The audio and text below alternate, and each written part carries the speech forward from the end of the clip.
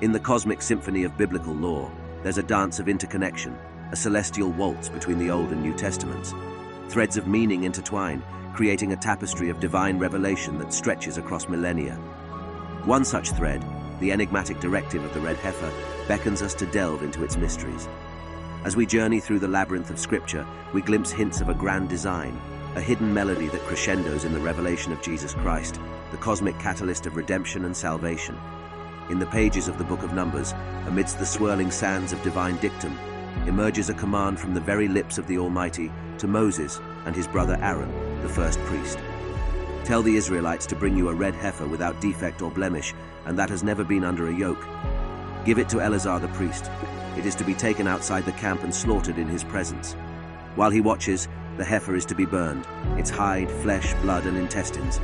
The priest is to take some cedar wood, hyssop, and scarlet wool, and throw them onto the burning heifer. A man who is clean shall gather up the ashes of the heifer and put them in a ceremonially clean place outside the camp. They are to be kept by the Israelite community for use in the water of cleansing. It is for purification from sin.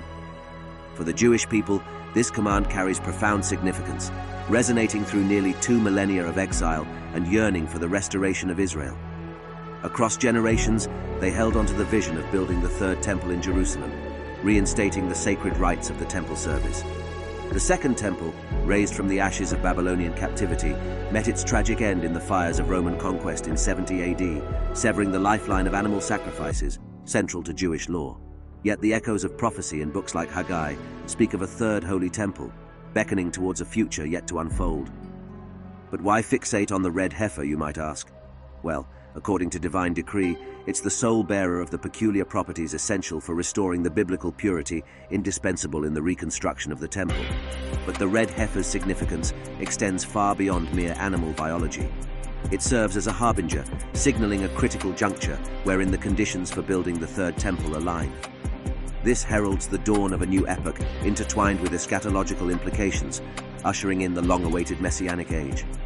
Now that we've grasped the weighty significance of the red heifer in the chronicles of the Old Testament and its profound importance to the Jewish people, let's delve into its intricate connections with the New Testament. In the scrolls of Daniel, an ancient prophecy unfolds, foretelling the coming of Messiah. This marks the fall of the Second Temple by 70 AD, signifying the end of sacrifices. As noted, without a temple, the Jewish people are unable to enact animal sacrifices.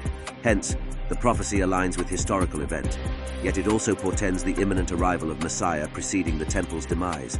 Jesus Christ is indeed hailed as the Messiah, with Messiah translating to Anointed One in Hebrew, while its Greek counterpart is Christos, or Christ.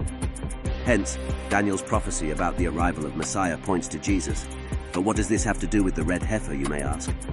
The red heifer, shrouded in ancient mystery and ritualistic significance, serves as a cryptic harbinger of the Messiah, foreshadowing the sacrificial atonement embodied by Jesus Christ upon the cross. Its pristine condition, untainted by blemish or sin, mirrors the immaculate purity of Jesus.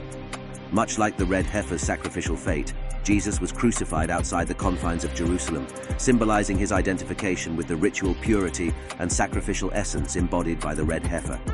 And Hebrews confirms that Jesus' blood purifies us from all sins, fulfilling Old Testament sacrificial rituals.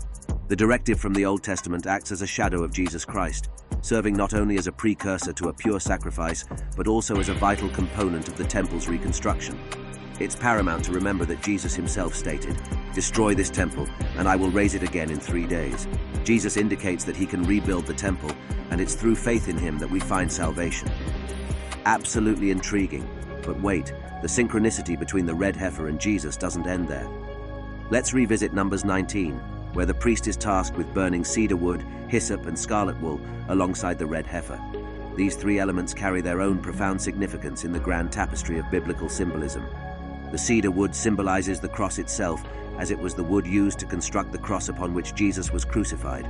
The scarlet wool robe, reminiscent of the garment donned by Jesus during his derision and crucifixion, adds yet another layer of symbolism to the red heifer ritual, weaving together elements of Old Testament, foreshadowing with the poignant events of Jesus' earthly journey.